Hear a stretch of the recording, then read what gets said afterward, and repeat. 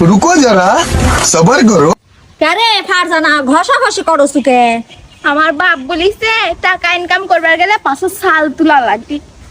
ও তাই, তাহলে আমিও করি।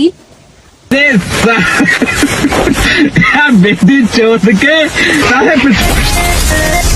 কাফন ছাড়াই একদম দাফন করে দেব যদি কথা আমার বান্ধবীর মুখের ভাষা আর মেকআপ নিয়ে ওঠে।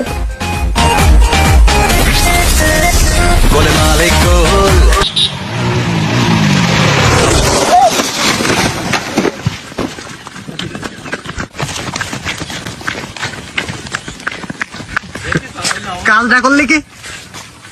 কাজটা করলি কি? এত টানলি?